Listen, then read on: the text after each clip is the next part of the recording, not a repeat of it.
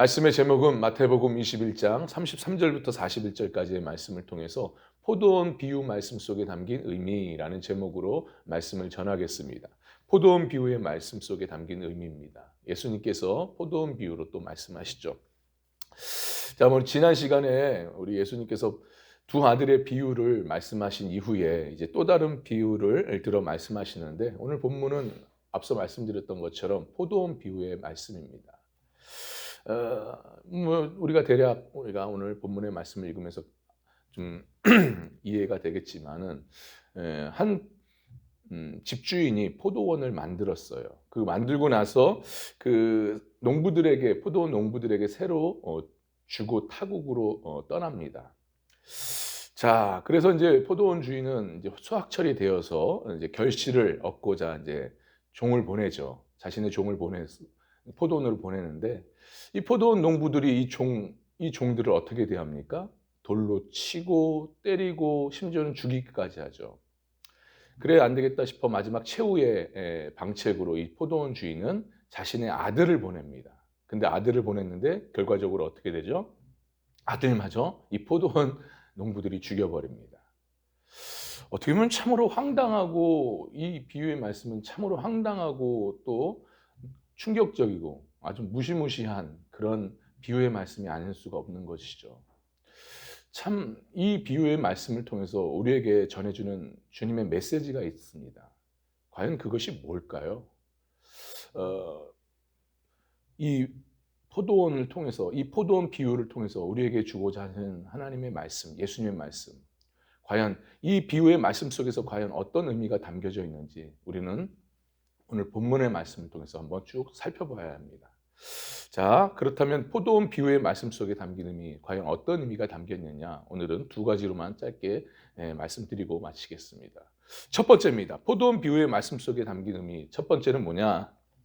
한 집 주인이 포도원을 만들었다, 이 말씀이에요.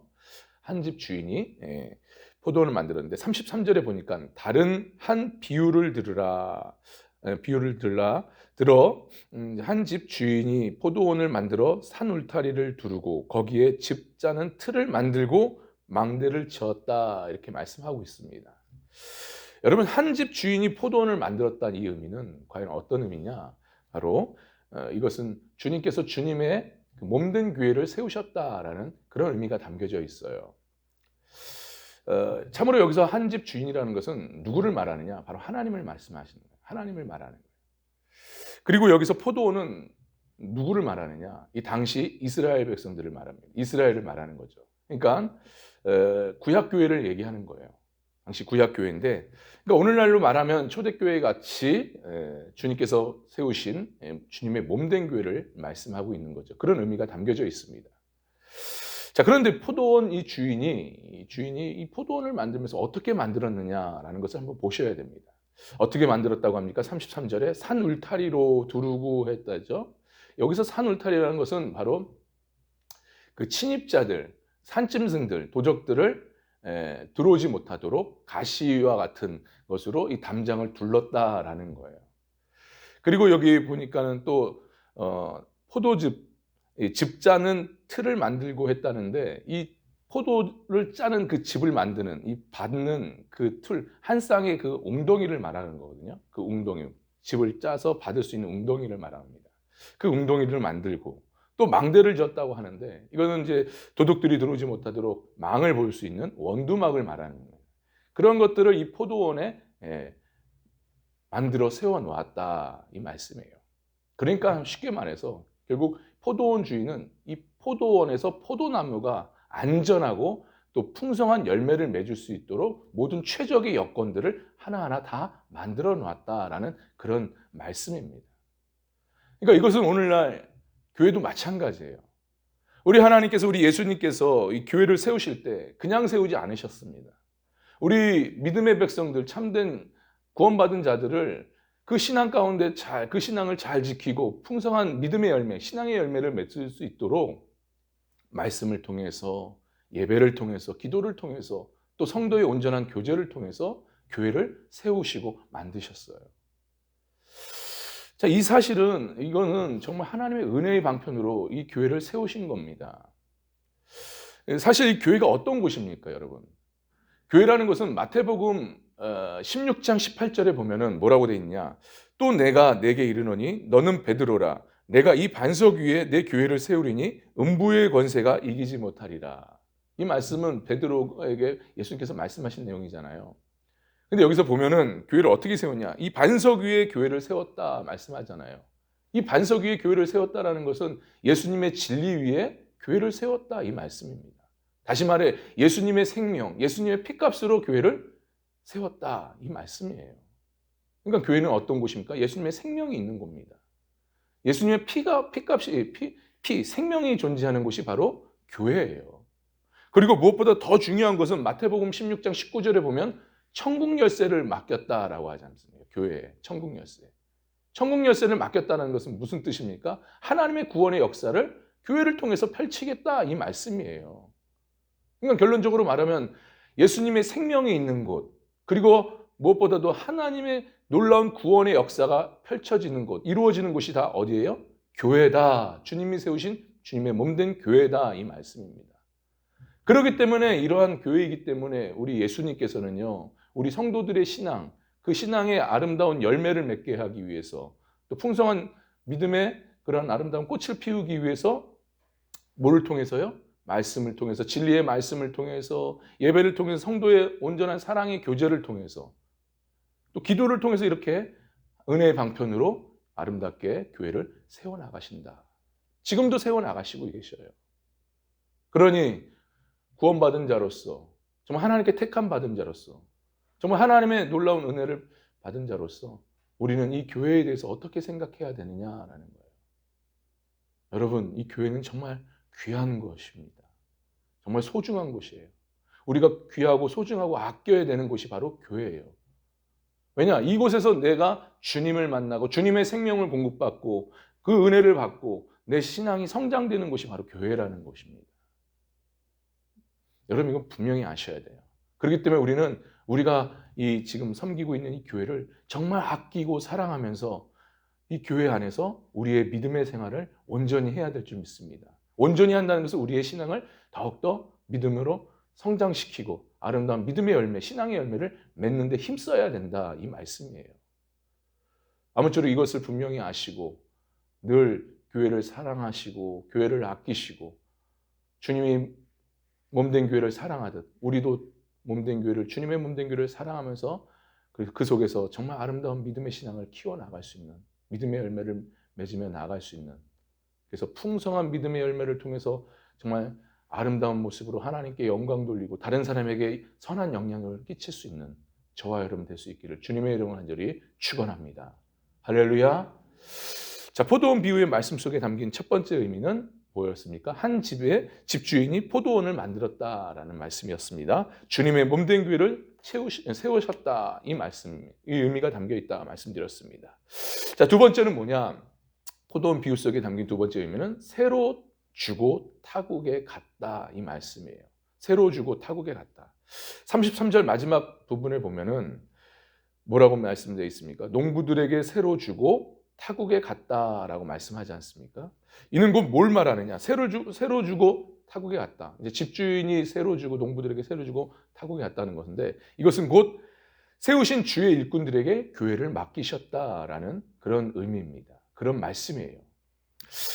사실 여기 본문에 보면은 이 농부들은 누구를 말하느냐? 당시 유대 종교 지도자들을 말합니다. 그러니까 바리새인, 우리가 잘 알고 있는 바리새인들, 대제사장들, 또 서기관들, 장로들 이 모두 다 포함되어 있는 거예요. 그러니까 이들은 이 당시 이스라엘, 이제 구약교회죠. 이 구약교회를 위해서 세움받은 일꾼들이었어요. 자, 그런데 이 포도원 주인이 이러한 일꾼들에게 어떻게 합니까? 새로 주고 타국에 갔다라고 말씀하지 않습니까? 이것은 곧 뭘 말하느냐? 아까 말씀드린 것처럼 교회를 이들이 온전히 세울 줄 알고 믿고 그들에게 모든 권한을 주고 떠났다라는 거예요. 모든 권한, 그 권한이 곧 교회를 세우는 권한이에요. 여러분, 참으로 집주인에게 이 모든 권한을 받았다라는 것은 어떤 의미가 담겨져 있는 거예요? 그러니까 다시 말해 포도원으로 돌아와서 비유로 말씀드린다면 이 포도원을 아름답게 꾸려야 될 책임, 막중한 사명을 받았다 이 말씀이에요. 더군다나 보면 타국에 갔다라고 얘기하지 않습니까? 이 타국에 갔다는 뜻은 뭐예요? 여행 갔다라는 거예요. 여행 갔다라는 것은 곧 다시 돌아온다 이 말씀이에요. 때가 되면 다시 돌아온다. 누가요? 집주인이, 포도원 주인이. 포도원 주인이 때가 되어서 돌아올 때 뭘 보겠냐라는 거예요. 열매를 보겠다라는 겁니다. 그러니까 이들은요, 포도원의 일꾼들은 집주인이 돌아올 때까지 포도원을 아름답게 풍성한 열매로 맺을 수 있도록 잘 관리하는 책임이 주어진 거예요. 그러니까 얼마나 긴장이 되겠습니까? 얼마나 책임감이 느껴지겠냐라는 거예요. 여러분, 이것은요, 오늘날 저로부터 시작해서 교회 직분자들, 그리고 교회에 봉사하는 모든 자들에게 주시는 말씀입니다. 오늘 말씀이 특별히. 진정 예수님께서는 우리에게 주님의 몸된 교회를 세울 모든 권한을 주셨어요. 맡기고 가셨어요. 그러니까 우리는 막중한 사명을 받았습니다. 교회를 세울 막중한 사명을 받은 아주 귀한 존재입니다. 그렇기 때문에 우리는 이 교회를, 주님이 맡기신 이 교회를 우리는 어떻게 세워나가야 되느냐. 우리는 청지기 정신으로 주님의 마음을 가지고 정직과 성실로 최선을 다해서 우리가 이 주님의 몸된 교회를 세워나가야 됩니다. 이러한 우리의 모습이 있어야 될 줄 믿습니다. 그렇게 해서 아름다운 교회를 하나님 앞에 다시금 되돌려 드려야 되는 거예요. 근데 오늘날 문제는 뭐냐? 여러분도 잘 아시겠지만 교회에 이 세우는 이 모든 권한을 받은 우리로서, 직분자로서, 근데 내가 주인 노릇한다는 거예요. 내가 교회를 이용해서 내 이득을 취하고 내 욕심을 채운다는 거예요. 이 교회를 통해서. 주님의 몸된 교회. 내가 주인이 아니거든요. 우리는 단지 맡겨진 것뿐, 맡겨져서 관리하는 자일 뿐입니다. 청지기들이에요, 청지기들. 근데 이것을 놓쳐서 우리가 신앙생활할 때가 많습니다.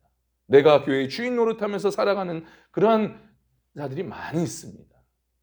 그래서 교회가 문제가 생기는 거예요. 여러분 분명히 이것을 아셔야 됩니다. 근데 중요한 것은 주인이 타국으로 떠났다. 아까도 말씀드린 것처럼 여행을 갔다라는 거예요. 반드시 다시금 때가 되면 돌아온다라는 말씀입니다. 이것을 우리가 놓쳐서는 안 돼요.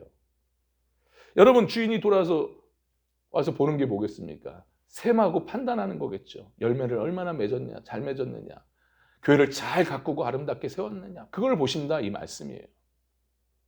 자, 그런데 오셔서 어떻게 합니까? 둘로 나누죠. 그 둘이 어떻게 됩니까? 첫째는 정말 선한 청지기로서 내게 주어진 이 교회를 정말 주님의 마음으로 정직과 성실로 정말 최선을 다해서 맡긴 이 종들에게 대해서는 주님께서 칭찬과 인정과 상을 베푸십니다. 하지만 반대로 내가 욕심대로 내 뜻대로 내 이익을 챙기기 위해서 교회를 섬겼 이 종들은 하나님께서 어떻게 하십니까? 예수님께서 반드시 돌아오실 때 마태복음 22장 13절에 한번 보세요. 나중에 뭐라고 되어 있는가? 손발을 묶어서 바깥 어두운 데 던져버려 슬피 이를 가며 울며 이를 갈게 만드신다 이 말씀이에요. 그러니까 심판하신다라는 것이죠. 무서운 심판입니다. 자, 여러분 저도 그렇고요. 저에게도 주시는 말씀이에요. 정말 두렵습니다. 우리는 또 교회 일꾼들에게 주시는 말씀입니다. 자, 그렇다면 여러분 어떠한 자가 되길 원하십니까? 정말 하나님께 어떠한 자로 서길 원하십니까? 우리 예수님께 어떤 자로 서서 우리가 나아가길 원하십니까? 정말 청지기로서 정말 주님의 마음을 갖고 성실하게 최선을 다해서 이 맡겨진 우리의 믿음의 자리, 봉사의 자리, 직분의 자리를 맡는 그런 자가 되길 원하십니까? 아니면 정말 내가 주인 노릇하면서 내가 교회를 이용하여 이득을 취하는 그러한 자로 내가 봉사하며 직분의 자리를 감당하시겠습니까? 선택은 여러분에게 달려있는 거예요. 어떤 자리로 여러분 서서 나가시길 원하십니까? 우린 전자겠죠. 전자야 됩니다. 그러니 우리는 늘 긴장하면서 깨어있으면서 내게 맡겨진 이 자리, 정말 주님께서 주시는 복된 자리거든요.